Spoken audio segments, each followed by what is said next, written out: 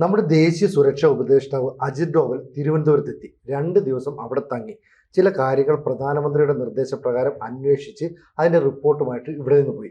സാധാരണഗതിയിൽ എന്ത് സംഭവം ഉണ്ടായാലും അതെല്ലാം മണത്തെടുക്കാൻ കഴിവുള്ളവരാണ് മാധ്യമപ്രവർത്തകർ, പ്രത്യേകിച്ച് തലസ്ഥാനത്ത് എന്നൊക്കെയാണ് പറയുന്നത്. പക്ഷേ അജിത് ഡോവലിൻ്റെ ഈ പ്രവൃത്തി ഒന്നും മനസ്സിലായില്ല. അജിത് ഡോവൽ എന്ന് പറയുന്നത് പാകിസ്ഥാനിൽ പോലും പ്രവർത്തിച്ച് അവിടെ വേഷം മാറി ജീവിച്ചു എന്നൊക്കെ പറയുന്നത്. അപ്പോൾ അവിടെ സിനിമയിൽ കാണുന്ന ഇമേജ് ഒന്നും അല്ല. സ്വന്തം ബന്ധുക്കളെ മുഴുവൻ ഉപേക്ഷിച്ച് ഒരു പരിചയമില്ലാത്ത ഒരു രാജ്യത്ത് വളരെ ആത്മസംഘർഷത്തോടെ ജീവിച്ച ഒരാളാണ് അജിത് ഡോവൽ. അജിത് ഡോവലിൻ്റെ ഈ വരവിനെയും അദ്ദേഹത്തിൻ്റെ ലക്ഷ്യങ്ങളെയും ഒക്കെ 80-ാം വയസ്സിലും എങ്ങനെ നമുക്ക് നോക്കി കാണാൻ പറ്റും? ഈ അജിത് ഡോവൽ വന്നു എന്നുള്ളതല്ലാതെ വേറെ വിവരമൊന്നും ആരുടെ കയ്യിലും ഇല്ല. എന്തിന് വന്നു എന്നൊക്കെയുള്ളത് സ്പെക്കുലേഷനാണ്. ബട്ട് ഈ PSLV C-62 അതിൻ്റെ പരാജയം ആദ്യം ചർച്ച ചെയ്യാൻ വേണ്ടിയിട്ടാണ് വന്നതെന്ന് ഊഹിക്കുന്നു. കാരണം അതല്ലാതെ വേറൊരു റീസണില്ല അജിത് ഡോവൽ അപ്രതീക്ഷിതമായിട്ട് ISROയിൽ കയറി ചെല്ലേണ്ട ഒരു കാര്യമില്ല.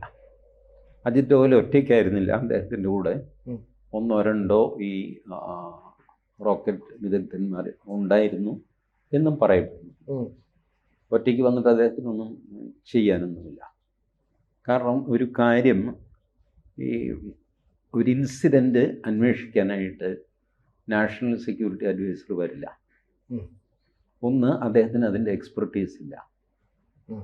മൊത്തം സെക്യൂരിറ്റിയുടെ ചാർജാണെന്നുള്ളതല്ലാതെ ഒരു റോക്കറ്റ് ഫെയിലായത് എങ്ങനെയെന്ന് അന്വേഷിക്കാൻ അദ്ദേഹത്തിന് അതിൻ്റെ കപ്പാസിറ്റി ഇല്ല, ടെക്നിക്കൽ കപ്പാസിറ്റി ഉണ്ട്. അപ്പോൾ അതിന് വേണ്ടിയിട്ട് കൂടെ ആൾക്കാരെ കൊണ്ടുവന്നിരുന്നു.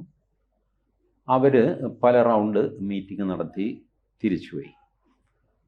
ഇതാണ് ഒരു സ്പെക്കുലേഷനായിട്ട് നിലനിൽക്കുന്നത്. അത് സ്പെക്കുലേഷൻ ആയിരിക്കില്ല, സത്യമായിരിക്കും എന്ന് എനിക്കും തോന്നുന്നു. കാരണം വേറെ ഒരു റീസണില്ല അദ്ദേഹത്തിനോട് വരാനായിട്ട്.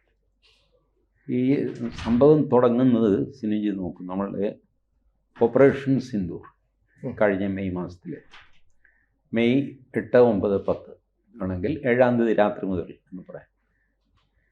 ഈ ഓപ്പറേഷൻ സിന്ദൂറിന് ശേഷം നടന്ന കുറേ സംഭവങ്ങൾ നോക്കുക. മെയ് 10-ാം തീയതി ഓപ്പറേഷൻ സിന്ദൂർ അവസാനിക്കുന്നു. മെയ് 23-നാണ് PSLV C-61 പരാജയപ്പെടുന്നത്. അത് കഴിഞ്ഞ് ഡൽഹി സ്ഫോടനം നടക്കുന്നു. ഞാൻ ആ ക്രോണോളജി എൻ്റെ മനസ്സിൽ നിന്ന് പോയി. ഏതായാലും നടന്ന സംഭവങ്ങൾ മുന്നും പിന്നും നോക്കാതെ ഞാൻ പറയുകയാണ്.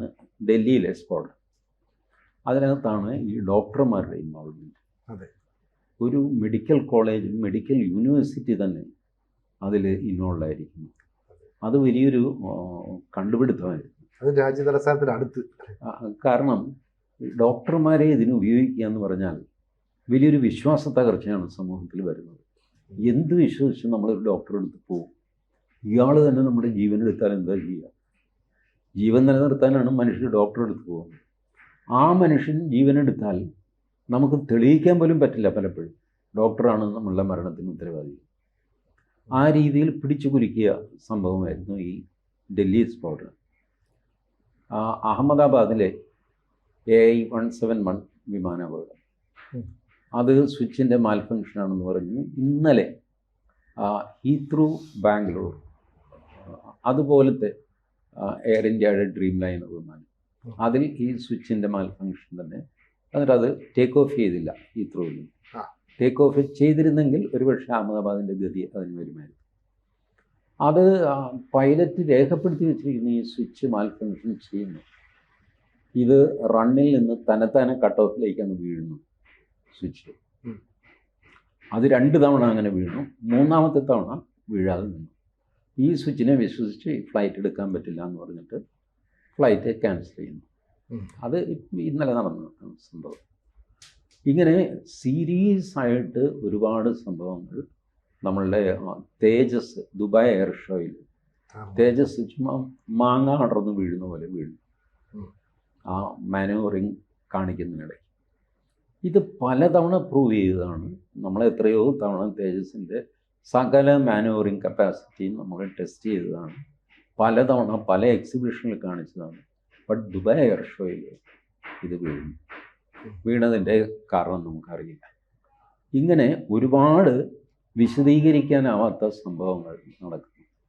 അപ്പോൾ ഇങ്ങനെ ഒരുപാട് വിശദീകരിക്കാനാവാത്ത സംഭവങ്ങൾ നടക്കുന്നു. അതിൻ്റെ ലാസ്റ്റാണ് ഈ PSLV C62 അതിൻ്റെ അപകടം നടക്കുന്നത്. ആ അപകടം PSLV C61 നടന്ന പോലെ തന്നെയായിരുന്നു, റിപ്പീറ്റേഷനായിരുന്നു നമ്മൾ.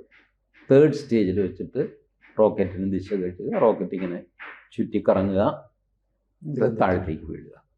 അതിനകത്തുണ്ടായിരുന്ന ഒരു സാറ്റലൈറ്റ് കഷ്ടിച്ച് ഭ്രമണപഥത്തിലേക്ക് കയറിക്കഴിഞ്ഞിട്ട് വീണ്ടും അതെങ്കിലും രക്ഷപ്പെടുമെന്ന് വിചാരിച്ചു. പക്ഷേ അത് രക്ഷപ്പെട്ടില്ല. അതിൽ നമ്മളുടെ ഒരു ചാര ഉപഗ്രഹം ഉണ്ടായിരുന്നു. ചാര ഉപഗ്രഹം എന്ന് നമ്മൾ പറയാറില്ല, എർത്ത് ഒബ്സർവേഷൻ സാറ്റലൈറ്റ് എന്നൊക്കെ DRDOയുടെ സാധനമാണ്. സംഗതി ചാരക്കണ്ണ് തന്നെ. അതിന് 100 കളറുകൾ കാണാൻ പറ്റും. ഇപ്പോൾ എനിക്കും സ്നേഹിക്കുകയൊക്കെ ചുവപ്പ്, പച്ച, മഞ്ഞ, മഞ്ഞയുടെ 1-2 ഷെയ്ഡ്, പച്ചയുടെ ഒരു 2-3 ഷെയ്ഡ്. ഇതിനപ്പുറത്തേക്ക് നമ്മുടെ കണ്ണുകൾക്ക് കളർ ഡിറ്റക്റ്റ് ചെയ്യാൻ പറ്റില്ല. പക്ഷേ ഈ ഉപഗ്രഹത്തിന് 1000 കളർ ഡിറ്റക്റ്റ് ചെയ്യാൻ പറ്റും. കറുപ്പ് എന്ന് പറഞ്ഞു കഴിഞ്ഞാൽ ലൈറ്റ് കറുപ്പ്, നമ്മൾ പറയാൻ ബുദ്ധിമുട്ടുന്ന ചില കളറൊക്കെ ഉണ്ട്. ചുവപ്പാണത്. ചുവപ്പല്ല ചേട്ടാ, നല്ല ചുവപ്പിൻ്റെ ഒരു ഷെയ്ഡ്, പക്ഷെ ഇച്ചിരി മഞ്ഞ കയറിയിട്ടുണ്ടെന്ന് പറഞ്ഞ എനിക്ക് ബുദ്ധിമുട്ടും. ഈ കളർ പറയാൻ പറ്റില്ല. ഈ സാറ്റലൈറ്റിന് അത് കറക്റ്റ് ഡിറ്റക്റ്റ് ചെയ്യാൻ പറ്റും. നമ്പർ ഇട്ടിട്ട് 1 മുതൽ 100 വരെയുള്ള നിറങ്ങൾ. അസാമാന്യമായ ചാരക്കണ്ണുകളുള്ള ഉപഗ്രഹം. അത് DRDO ഉണ്ടാക്കിയതാണ്. പ്ലസ് വാടകയ്ക്ക് നമ്മൾ ഫ്രാൻസ്, സ്പെയിൻ, ഇംഗ്ലണ്ട് ഇവരുടെയൊക്കെ ഉപഗ്രഹങ്ങളുണ്ടായിരുന്നു. പിന്നെ നമ്മളുടെ യൂണിവേഴ്സിറ്റികളുടെ പഠന ആവശ്യത്തിനുള്ള ചെറിയ ഉപഗ്രഹങ്ങൾ, പിന്നെ പ്രൈവറ്റ് പാർട്ടികളുടെ ആവശ്യത്തിനുള്ള അവരുടെ ഉപഗ്രഹങ്ങൾ, ഇതെല്ലാം ചേർത്തിട്ടാണ് മുകളിലേക്ക് വിട്ടത്. അപ്പോൾ ഇതിൻ്റെ അഡ്വാൻറ്റേജ്, നമ്മൾ ISRO സംബന്ധിച്ചോളം 110 ഉപഗ്രഹങ്ങൾ ഒറ്റയടിക്ക് വിക്ഷേപിച്ചതാണ് ഈ PSLV. PSLV ലോകപ്രശസ്തമായ ഒരു വെഹിക്കിളാണ്. 95% PSLVയുടെ സക്സസ് റേറ്റ്. വെറും 5% ഫെയില്യൂറേ ഉള്ളൂ. 5 അതിൽ കൂടുതലോ ശതമാനം ഫെയില്യൂർ ഇലോൺ മസ്കിൻ്റെ ആ സാധനത്തിനുണ്ട്, സ്പേസ് എക്സ്. അയാളുടെ റോക്കറ്റിനും ഫെയില്യൂറൊക്കെ ഉണ്ട്. ഇപ്പോൾ ഫെയിലായി എന്നുള്ളത് നമുക്കൊരു വിഷയമായിരുന്നില്ല. ബട്ട് ഒരേ രീതിയിൽ 2 തവണ ഫെയിലായി എന്നുള്ളത് ഒരു വിഷയമായി. അപ്പോൾ അതിൽ ഒരു വേണമെങ്കിൽ ഒരു അട്ടിമറി സംശയിക്കാം. ഞാൻ ഈ നേരത്തെ പറഞ്ഞ സംഭവങ്ങളൊക്കെ ആയിട്ട് നോക്കുമ്പോൾ ഓപ്പറേഷൻ സിന്ദൂറിന് ശേഷം നമ്മളെ ഇൻഡയറക്റ്റ്ലി അറ്റാക്ക് ചെയ്യാനായിട്ട് നിരന്തരം പാകിസ്ഥാനിൽ നിന്നോ ചൈനയിൽ നിന്നോ ശ്രമം നടക്കുന്നുണ്ട്. സാറ്റലൈറ്റിൽ ഒരു അട്ടിമറി സംഘടിപ്പിക്കാൻ പാകിസ്ഥാൻ കഴിയുമായിരിക്കാം, ബട്ട് പ്രൂവൺ കഴിവുള്ളത് ചൈനയ്ക്കാണ്. പാകിസ്ഥാൻ ആ കഴിവുകൊണ്ടൊന്നും നമുക്ക് ഉറപ്പില്ല, ഉണ്ടാവാൻ പറ്റും, ബട്ട് ചൈനയ്ക്കുണ്ട്. അപ്പോൾ അങ്ങനത്തെ അവസ്ഥയിൽ ആരാണ് ഇതിന് അകത്തുനിന്നൊരു സഹായം? അതന്വേഷിക്കേണ്ടതില്ലേ? അതെ, അകത്തുനിന്നൊരു സഹായമില്ലാതെ ഇത്തരം കാര്യങ്ങൾ ഓപ്പറേറ്റ് ചെയ്യാൻ പ്രയാസമാണ് എന്ന് പരക്കെ ധരിക്കപ്പെടുന്നു. ഇതിൻ്റെ സംഭവം എന്താണെന്ന് വെച്ചാൽ ISRO ഒരു രഹസ്യങ്ങളുടെ കലവറയാണ്. ആർക്കും അറിയില്ല അതിനുള്ളിലുള്ളവർക്ക് പോലും ടോട്ടൽ ഒരു പിക്ചർ കിട്ടില്ല. ഞാനും സിനിജിയും കൂടെ ഒരു ജോലി ചെയ്യുന്നു. ആ ജോലി എന്തിന് ചെയ്യുന്നു എന്ന് നമുക്കറിയില്ല. നമ്മളോട് ആ ജോലി ചെയ്യാൻ പറഞ്ഞാൽ ആ ജോലി ചെയ്തു, ഫിനിഷ് ചെയ്തു കൊടുത്തു. ഇതെന്തിനാണ് ഉപയോഗിക്കുന്നത് എന്ന് നമുക്ക് പലപ്പോഴും അറിയില്ല. അത് അറിയേണ്ട കാര്യമില്ല. അങ്ങനെയൊക്കെയാണ് ISROയിലെ സെറ്റപ്പ്. എന്നാൽ ഇത് ടോട്ടൽ അറിയാവുന്ന ആൾക്കാരും കാണും. നമ്മൾ ജോലി ചെയ്യുമ്പോൾ നമുക്കും വേണമെങ്കിൽ ഈ ഇൻഫർമേഷൻ കളക്ട് ചെയ്യാം, എന്താണ് ഇതുകൊണ്ട് ചെയ്യാൻ പോകുന്നതെന്നൊക്കെ പറഞ്ഞിട്ട്. അപ്പോൾ ടോട്ടൽ ഇൻഫർമേഷൻ പലരുടെയും കയ്യിലുണ്ട്. ചിലർ ശ്രദ്ധിക്കാത്തവർ എങ്ങനെയെങ്കിലും പൊക്കോട്ടെ, എൻ്റെ ജോലി കഴിഞ്ഞ് ഞാൻ വീട്ടിൽ പോകാമെന്ന് പറഞ്ഞ് പോകുന്നവരൊക്കെ ഉണ്ട്. അപ്പോൾ ഇതിൽ ആരെങ്കിലും ഇതിനെ സഹായിക്കുന്നവരുണ്ടോ? ഈ അന്വേഷണത്തിനും NSA വരേണ്ട കാര്യമില്ല. NSA വന്നാൽ ഒട്ടും ഒരു വിവരവും കിട്ടില്ല. കാരണം ഇത്ര വലിയ ആൾ വന്നു കഴിയുമ്പോൾ ആൾക്കാർ പിന്നെ ഭയപ്പെട്ടു പോകും. അപ്പോൾ പിന്നെ എന്തിനായിരുന്നു അജിത് ഡോവൽ വന്നത്? ടോപ്പ് ലെവൽ ആൾക്കാരുമായിട്ടുള്ള മീറ്റിംഗ്, അത് തൻ്റെ സാന്നിധ്യത്തിൽ നടത്തണം എന്ന് അദ്ദേഹത്തിന് തോന്നിയിരിക്കാം. വെറും ഒബ്സർവേഷനായിട്ട് മീറ്റിങ്ങിൽ ഒന്നും മിണ്ടാതിരിക്കുന്ന ഒരാളായിട്ട് അങ്ങനെയും സെക്യൂരിറ്റിക്കാർ പലപ്പോഴും പെരുമാറാറുള്ളത് അങ്ങനെയാണ്. ഞാനൊരിക്കൽ ഈ CBIയുടെ ചോദ്യം ചെയ്യലിന് വിധേയനായിരുന്നു. പക്ഷേ ചോദ്യങ്ങൾ കൂടുതലും ചോദിച്ചത് ലോക്കൽ പോലീസാണ്. CBI ഉദ്യോഗസ്ഥൻ്റെ കൂടെയുള്ള ലോക്കൽ പോലീസാണ് ചോദ്യങ്ങൾ ചോദിച്ചു. CBIക്കാരൻ മിണ്ടാതിരിക്കുന്നു. ഈ മിണ്ടാതിരിക്കുന്ന ആളിൻ്റെ സാന്നിധ്യം നമ്മളെ വല്ലാതെ ട്രബിൾ ചെയ്യും. മിണ്ടിക്കൊണ്ടിരിക്കുകയാണെങ്കിൽ നമ്മൾ കംഫർട്ടബിൾ ആകും മനസ്സിൽ. പക്ഷെ ഒരു മനുഷ്യൻ മിണ്ടുന്നേ ഇല്ല, ഇയാളാണ് വലിയ ഉദ്യോഗസ്ഥൻ. അപ്പോൾ നമ്മൾ ഈ പോലീസുകാർ ചോദിക്കുമ്പോൾ തന്നെ ഉള്ള സത്യം എല്ലാം കൂടെ വിളിച്ചു പറയും, സാറിൻ്റെ മാതിരിയാണ്, അതാണ് ഇതാണ്. മറ്റേ ആളൊന്നും ചോദിക്കണ്ട, അയാൾ വെറുതെ വിളിക്കുന്നതാണ് കേൾക്കുക. അപ്പോൾ ഈ NSAയുടെ സാന്നിധ്യം തന്നെ ആൾക്കാരെ വല്ലാതെ ഭയപ്പെടുത്തുന്ന ഒരു സാന്നിധ്യമാണ്. പുള്ളിയൊന്നും മിണ്ടണ്ട, വെറുതെ അവിടെ ഇരുന്നാൽ മതി, ബാക്കിയുള്ളവരുടെ ചോദ്യത്തിന് എല്ലാ സത്യങ്ങളും തുറന്നു പറയും. ഇങ്ങനെയൊക്കെ ആയിരിക്കും എന്ന് സങ്കല്പിക്കാനേ നമുക്ക് പറ്റുള്ളൂ. യാഥാർത്ഥ്യം ആർക്കും അറിയില്ല, അവിടെയുള്ളവർക്കും അജിത് ഡോവലിനും മാത്രമേ അറിയാവുള്ളൂ. പക്ഷെ ഒരു കാര്യം എനിക്ക് സുവ്യക്തമാണ്. ഓപ്പറേഷൻ സിന്ദൂറിന് ശേഷം നമ്മളുടെ നേർക്ക് സൈബർ അറ്റാക്ക് നിരന്തരം സംഭവിക്കുന്നു. ഇത് പറഞ്ഞാൽ എൻ്റെ നാട്ടുകാർ തന്നെ വിശ്വസിക്കുന്നില്ല. എനിക്ക് എന്ത് ചെയ്യാൻ പറ്റും? സൈബർ അറ്റാക്ക് നമ്മളുടെ മൊബൈലുകളിൽ സംഭവിക്കുന്നു. അതൊന്നുമില്ല, അതൊന്നും കുഴപ്പമൊന്നുമില്ല. വാട്സാപ്പ് end-to-end എൻക്രിപ്റ്റഡ് ആണ്, പരമരഹസ്യമാണ്. നാടൻ ഭാഷയിൽ പറഞ്ഞ തേങ്ങയാണ്. Every information is with WhatsApp. നമ്മളയക്കുന്ന ഓരോ മെസ്സേജും അവർ വായിക്കുന്നുണ്ട്. വേണമെങ്കിൽ വായിക്കും. ഞാനും സിനിജിയൊക്കെ ഇൻസിഗ്നിഫിക്കൻ്റ് ആണ് ഈ ഭൂമിയിൽ. അതുകൊണ്ട് നമ്മുടെ മെസ്സേജ് വായിച്ചിട്ട് ആർക്കും എന്ത് വേണം? ഒരു ഗുണമില്ല. അതുകൊണ്ട് അവർ വായിക്കുന്നില്ല. പക്ഷേ ഒരാവശ്യം വന്നു കഴിഞ്ഞാൽ TG മോഹൻദാസിൻ്റെ മെസ്സേജസ് വേണമെങ്കിൽ വാട്സാപ്പിൽ അവർക്ക് അപ്പം എടുത്ത് നോക്കാം, സെക്കൻഡ് വെച്ച് എടുത്ത് നോക്കാം ആർക്കൊക്കെ എന്തൊക്കെ മെസ്സേജ് എത്തുകയും ചെയ്യും. ഈ end-to-end എൻക്രിപ്റ്റ് ചെയ്യുക എന്ന് പറഞ്ഞാൽ എൻക്രിപ്റ്റ് ചെയ്ത ആളിന് ഡീക്രിപ്റ്റ് ചെയ്യാനും പറ്റുമല്ലോ. പൂട്ടുണ്ടാക്കിയ കൊല്ലന് അത് തുറക്കാനും അറിയാമല്ലോ. ഈ സിമ്പിൾ കാര്യം പൊതുജനങ്ങൾ സമ്മതിക്കുന്നില്ല. അത്രയ്ക്കാണ് മെറ്റയിലും ഫേസ്ബുക്കിലും ഒക്കെയുള്ള വിശ്വാസം, ദൃഢവിശ്വാസമാണ്. വർഷം എത്രയും കഴിഞ്ഞൊരു 1.5 വർഷമായി ഞാൻ കാണുന്നു, സിനിജിയും കണ്ടു കാണും. നിർമ്മല സീതാരാമൻ പറയുന്നു 21,000 രൂപ വൺ ടൈം ഡെപ്പോസിറ്റ് ചെയ്താൽ ആഴ്ചയിൽ 5.5 ലക്ഷം രൂപ വെച്ച് നിങ്ങളുടെ അക്കൗണ്ടിൽ വന്നുകൊണ്ടിരിക്കും വിത്തൗട്ട് ഡൂയിങ് എനിത്തിങ്. കണ്ടിട്ടില്ല? കണ്ടിട്ടുണ്ട്. നിർമ്മല സീതാരാമനാണ് പറയുന്നത്. അവർ വെറുതെ പറയുന്നു. അവർ ലോക്സഭയിൽ പറയുന്നു. ലോക്സഭയിൽ രാഹുൽ ഗാന്ധി എണീറ്റ് ചോദ്യം ചെയ്യുന്നു, ഇത്രയും കാലം നിങ്ങൾ എന്തുകൊണ്ട് ഈ ജനോപകാരപ്രദമായ സ്കീം പുറത്ത് പറഞ്ഞില്ല? നിങ്ങൾ പറയണം, അല്ലെങ്കിൽ RBI പറയണം.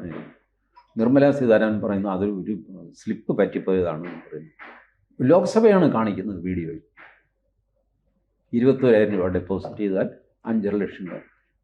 കേന്ദ്ര ധനമന്ത്രി ഒരു സ്കീം ഇങ്ങനെ അനൗൺസ് ചെയ്ത് കഴിഞ്ഞാൽ ആളുകൾ വിശ്വസിക്കില്ല. തീർച്ചയായിട്ടും. എത്ര പേര് കാശ് കിട്ടുമെന്നറിയാമോ? ഇന്നലെയാണ് ഒരു യൂണിവേഴ്സിറ്റി പ്രൊഫസർ എന്നെ വിളിച്ചു പറയുന്നത് പുള്ളി 21,000 രൂപ കിട്ടും. ഇത് കേട്ടിട്ട് 21,000 രൂപ കിട്ടും. ആ പുള്ളി ആരണ്ട് വിളിക്കുന്നു, അപ്പോൾ എന്തൊക്കെയോ സംഭവിക്കുന്നു. മെല്ലെ മെല്ലെ പുള്ളിക്ക് മനസ്സിലായി മൊത്തം ഒരു 18 ലക്ഷം രൂപ ഇൻവെസ്റ്റ് ചെയ്യണം. ആദ്യം എന്നിട്ട് ഫോറിൻ സ്റ്റോക്ക് എക്സ്ചേഞ്ചിൽ അവർ കളിച്ചിട്ട് അതിൻ്റെ ലാഭം ഉണ്ടെങ്കിൽ അതിൽ നിന്ന് കൊടുക്കും, അങ്ങനെ എന്തൊക്കെയോ പറഞ്ഞു.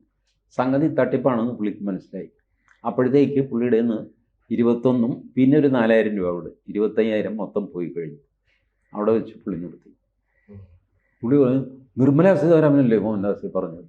പറഞ്ഞു അതെ. അല്ല, അത് പോലീസിൽ വേറൊരാളെന്നെ വിളിച്ചു, പോലീസിൽ കംപ്ലയിൻറ്റ് ചെയ്യണം. ഞാൻ പറഞ്ഞു ഞാനില്ല, നിർമ്മല സീതാരാമന് ദണ്ണമില്ല, പിന്നെ എനിക്കാണ്. ഫൈനാൻസ് മിനിസ്റ്റർ ഇതറിയില്ല, അവർ കാണുന്നതല്ലേ യൂട്യൂബും ഫേസ്ബുക്കും ഒക്കെ. അവർ ആക്ഷൻ എടുക്കേണ്ടതല്ലേ?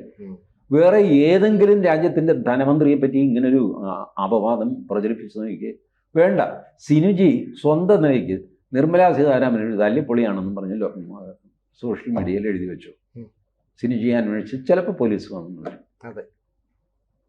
ബട്ട് ഈ കാര്യത്തിൽ നിർമ്മല സീതാരാമനൊന്നും മിണ്ടുന്നില്ല. ഭൂലോകത്ത് വലിയ ബുദ്ധിജീവിയാണ് അവർ. ബജറ്റൊക്കെ അവതരിപ്പിക്കുക. എത്രാമത്തെ ബജറ്റാണ് അവരുടെ? വലിയ ആളാണ്.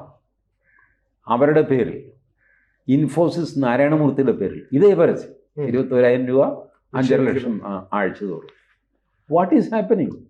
ഇവർക്കൊന്നും ഈ പറഞ്ഞ ഫോറിൻ പ്ലാറ്റ്ഫോമിൻ്റെ പുറത്ത് യാതൊരു കൺട്രോളും ഇല്ല. പക്ഷെ ജനങ്ങൾക്ക് വിശ്വാസമാണ്. എന്ത് ചെയ്യും?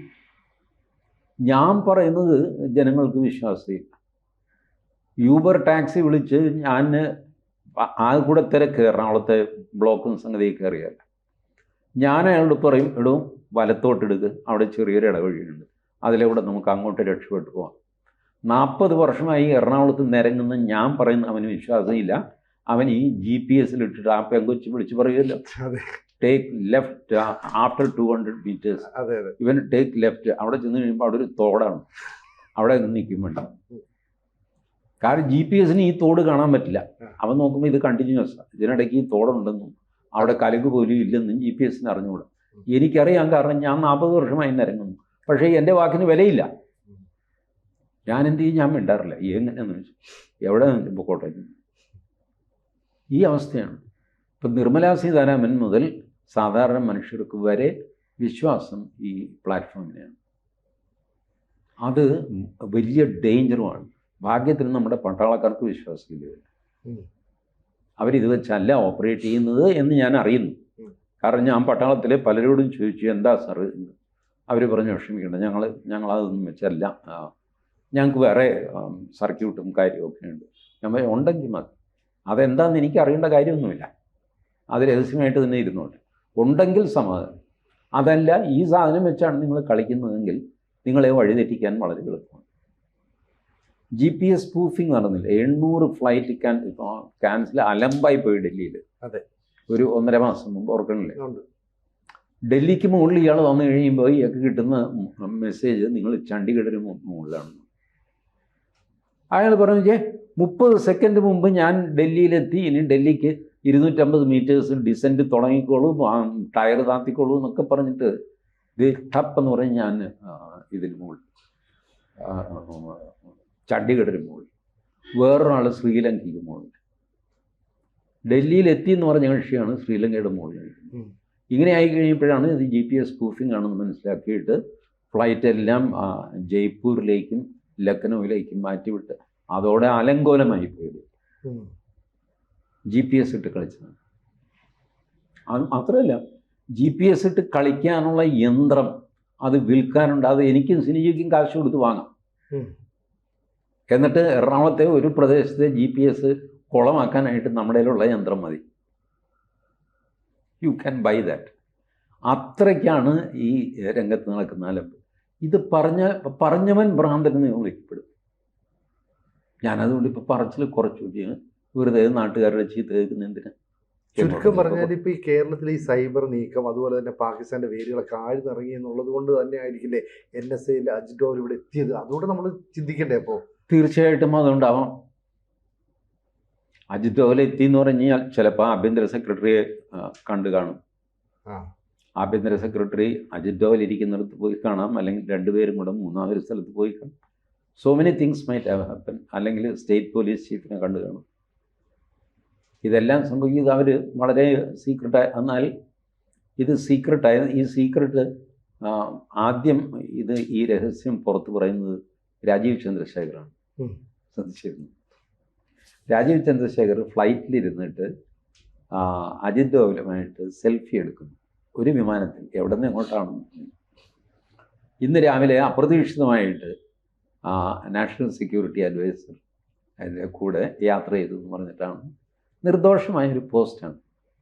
അന്നാണ് അജിത് ഡോവൽ വന്നത്. ബട്ട് ഈ കൂടെ ഇരുന്ന രാജീവ് ചന്ദ്രശേഖർക്ക് പോലും അറിയില്ല ഇദ്ദേഹം എന്തിന് പോകുന്നു, എന്തിനാണെന്നുള്ളത്. അത് ചോദിക്കുന്നതും ഭംഗിയല്ലോ. ബട്ട് അത് കണ്ടു ഇവർ യാദൃശ്യമായിട്ട് അടുത്തടുത്ത സീറ്റിലായി. അതുകൊണ്ടൊരു ഫോട്ടോ എടുത്തു, അത് ഫേസ്ബുക്കിൽ വിട്ടു. അപ്പോൾ അജിത് ഡോവലിനെ സംബന്ധിച്ചൊരു റിപ്പോർട്ട് തയ്യാറാക്കിയിട്ടുണ്ടാകാം. അത് മോദിയിലേക്ക് എത്താനും സാധ്യതയുണ്ട് അല്ലേ? കേരളം ഇപ്പോൾ ഈ പറഞ്ഞ ഓപ്പറേഷൻ ശേഷം നടന്ന കാര്യങ്ങളുമായി ബന്ധപ്പെട്ട് ഉറപ്പായിട്ടും അതിന് ഫോളോ അപ്പും ഉണ്ടാകും. കാരണം ഈ ഓരോ സംഭവവും ഗൗരവമായിട്ട് എടുത്തിട്ട് അനലൈസ് ചെയ്ത് ആരാണ് ഇതിൻ്റെ പിന്നിൽ അത് കണ്ടുപിടിച്ച് അത് ട്രാക്ക് ചെയ്ത് ആയിരിക്കും നമ്മുടെ മുന്നോട്ടുള്ള പോക്ക്. അങ്ങനെയാണ് നമുക്ക് ഈ ഡൽഹി സ്ഫോടനത്തിൽ കണ്ടില്ലേ, ആ. അതൊരു സാധാരണ സ്ഫോടനം എന്ന് വിചാരിച്ചു. പക്ഷെ അതിൻ്റെ വേരുകൾ അന്വേഷിച്ച് കഴിഞ്ഞപ്പോഴാണ് അത് വിപുലമായ നെറ്റ്വർക്കാണ്. ലക്നൗ, കാൺപൂർ, കാശ്മീർ, ഇതെല്ലാം അതിൽ പെടുന്നു, കണക്റ്റഡ് ആയിട്ട് വരും. കൂടുതൽ വാർത്തകളും വിശേഷങ്ങളും നിങ്ങളിലേക്ക് എത്താൻ ABC മലയാളം സബ്സ്ക്രൈബ് ചെയ്യുക, ബെൽബട്ടനും അമർത്തുക.